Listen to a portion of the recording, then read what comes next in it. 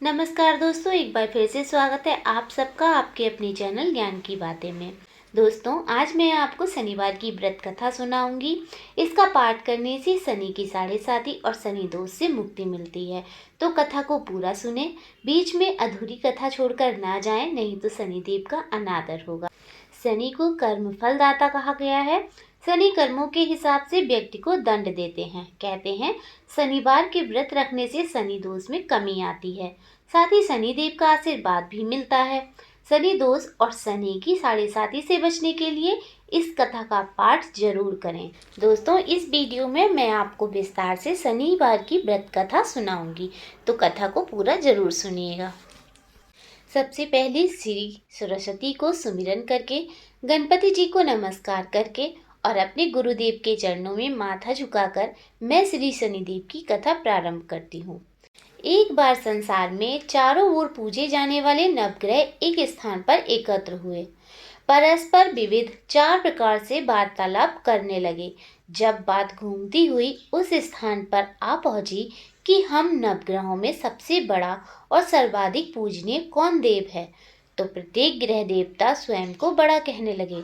इस बात पर जब बहुत देर तक विवाद होता रहा और कोई निर्णय नहीं हो सका, तो ये तय हुआ कि चलकर इंद्र से इसका निर्णय कराना चाहिए। अतः वे 9 के 9 ग्रह इंद्रदेव के समक्ष उपस्थित हुए। उन सब की बातें सुनकर इंद्रदेव भी सोच में पड़ गए, किसे छोटा कहूँ और किसे बड़ा, किसकी श्रद्धा के पात्र बने और किसके कोप के भाजन। अंत में सोच समझकर निर्णय न करते हुए वे बोले, मैं अल्प बुद्धि इस बात का निर्णय करने में असमर्थ हूँ। मुझे तो आप सभी बड़े नजर आते हैं और मैं सभी का आदर सम्मान संभाव से करता हूँ। इस पर नवग्रह संतुष्ट नहीं हुए और हठ करने लगे कि इसका निर्णय आपको अवश्य करना चाहिए। तब देवराज बोले, आप लोग मृत्युलोक में जाइए, वहाँ एक अत्यंत न्यायप्रिय राजा विक्रमादित्य राज करता है।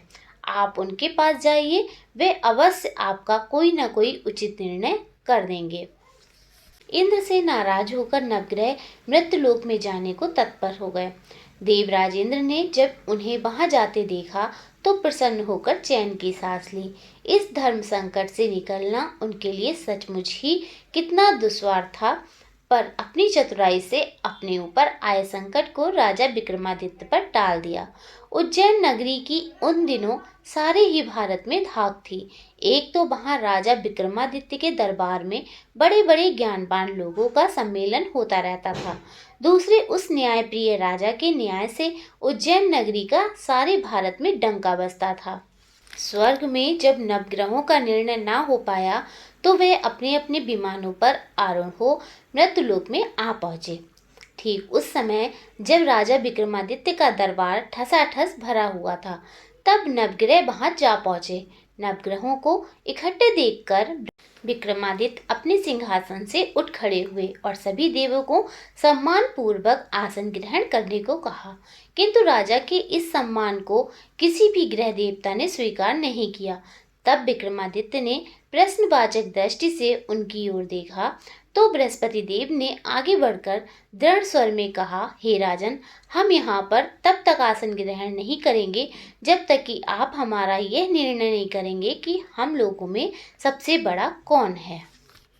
राजा अपने ऊपर आए इस धर्म संकट को देखकर पल भर को तो घबरा गया, परंतु शीघ्र ही उसने स्वयं को संभाल लिया। उसने अपने मन में एक युक्ति सोच ली।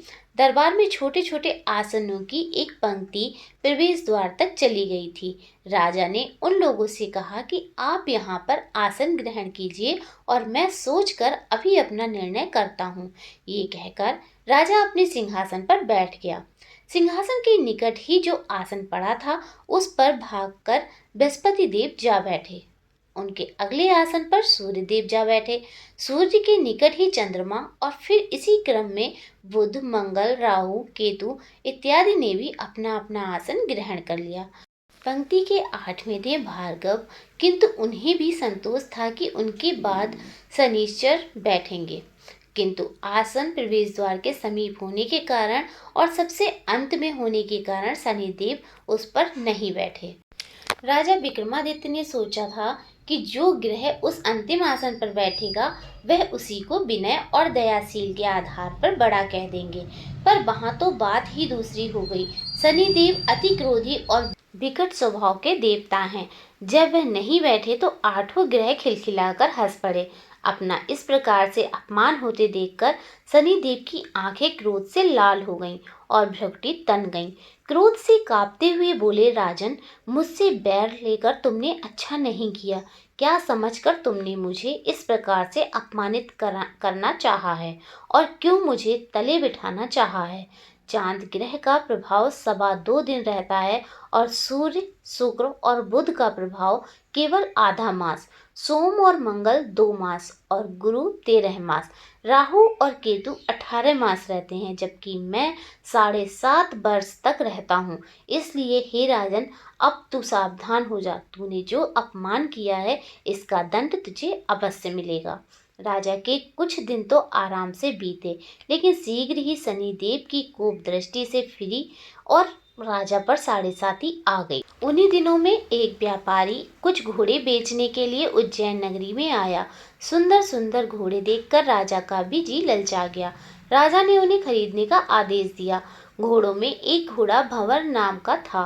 राजा उस पर चढ़कर देखने लगा। कुछ देर तक तो घोड़ा राजा के लिए वहीं घूमता रहा, लेकिन फिर सहसा भाग खड़ा हुआ। राजा को बड़ा अचंभा हुआ। घोड़ा एक भयानक जंगल में राजा को पलटकर अंतर्ध्यान हो गया। राजा अकेला उस वीरान जंगल में भटकने लगा।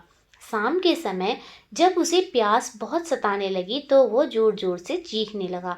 उधर एक पगडंडी से एक ग्वाला अपने गांव जा रहा था। वह राजा की आवाज़ सुनकर रुक गया। राजा उसके पास गया। ग्वाले ने उसकी व्यथा जानकर उसे निकट की नदी पर ले जाकर पानी पिलाया। पानी पीने के बाद राजा स्वस्थ हो गया और प्रसन्न होकर उसने ग्वाले को अपने हाथ की अंगूठी उतार कर दे दी और उससे कहा कि मैं उज्जैन का रहने वाला हूँ, यहाँ रास्ता भटक गया हूँ, तुम मुझे रास्ता दिखाओ। तब ग्वाला उसे अपने साथ गांव ले आया। वहाँ एक मिष्ठान की दुकान पर राजा ने मिठाई खा पीकर भूख मिटाई और दुकानदार को भी एक अंगूठी उतार कर दे दी। दुकानदार के पूछने पर उसने उससे भी यही कहा कि वह उज्जैन नगरी का रहने वाला है और उसका नाम बोना है। फिर वह दुकान के बंद होने तक वहीं बैठा दुकानदार से बातें करता रहा। उस दिन दुकानदार की बिक्री बहुत हो गई। उसने सोचा, ये भाग्यवान पुरुष है जो इसके आने से आज मेरी इतनी बिक्री हुई है। इसलिए रात होने पर वह उससे बोला कि वह उसके साथ उसके घर चले और उसके साथ ही भोजन भी करे। राजा मान गया।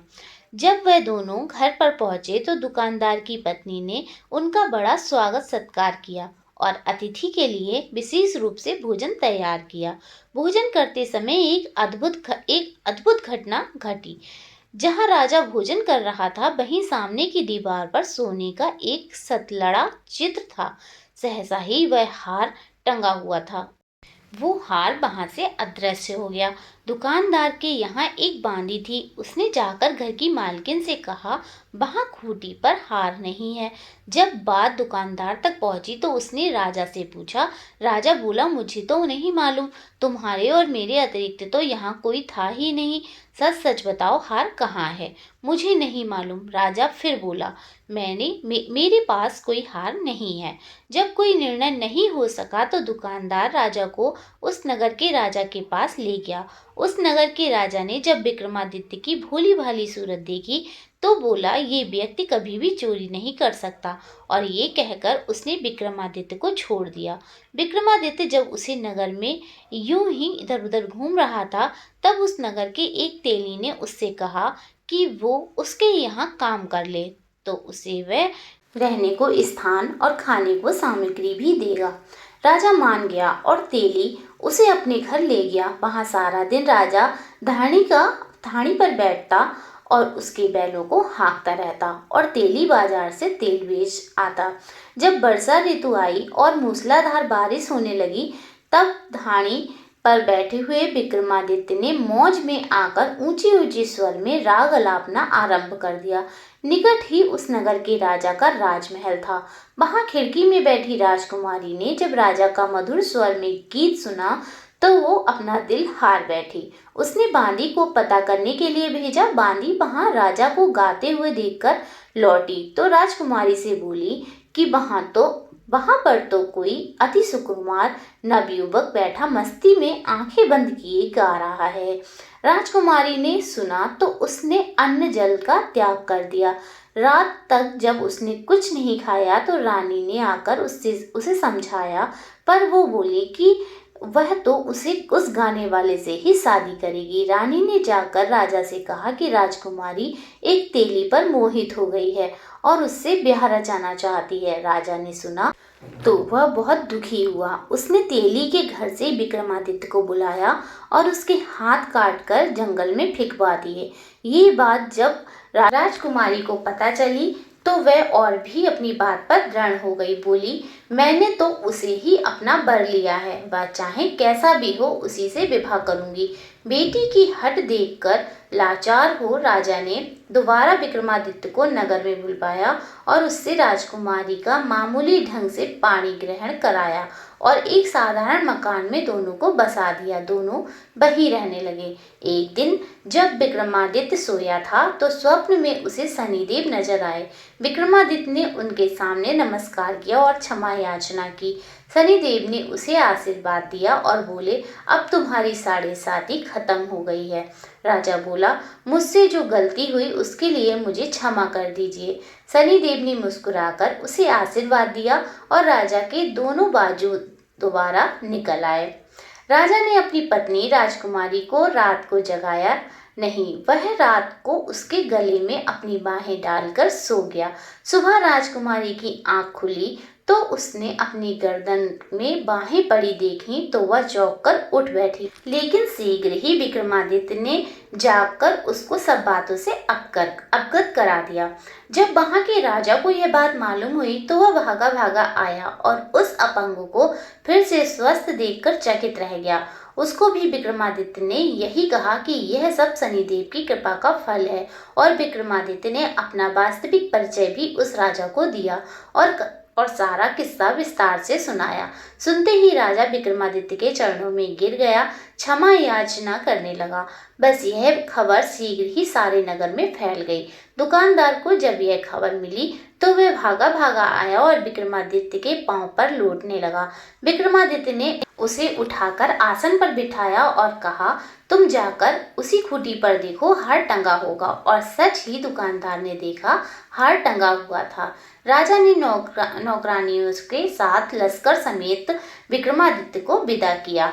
राजा विक्रमादित्य जब राजकुमारी को लेकर अपनी नगरी उज्जैन में लश्कर समेत पहुंचा तो सारी नगरी में उत्साह छा गया। राजा अपने राजमहल में प्रवेश करने से पूर्व विक्रमादित्य ने नवग्रहों की पूजा की और शनिदेव को सर्वोच्च स्थान दिया। साथ ही उसने नगर भर में ढिंढोरा पिटवा दिया कि शनिदेव मनोवांछित फलों को देने वाले हैं और नवग्रहों में सर्वोच्च स्थान रखते हैं। इस प्रकार शनिदेव को मानकर विक्रमादित्य ने अपने राज, यश और कीर्ति को प्राप्त कर लिया। बोलो श्री शनिदेव की जय। बोलो श्री नवग्रहों की जय। जैसी सुनी तैसी कही, इसमें झूठ न साच। विक्रम भूप इतिहास को सज्जनों देखो बाच। सुने सुनावे शनि कथा, गावे जो चितलाए। सत्य वचन है संत का, बाको संकट जाए।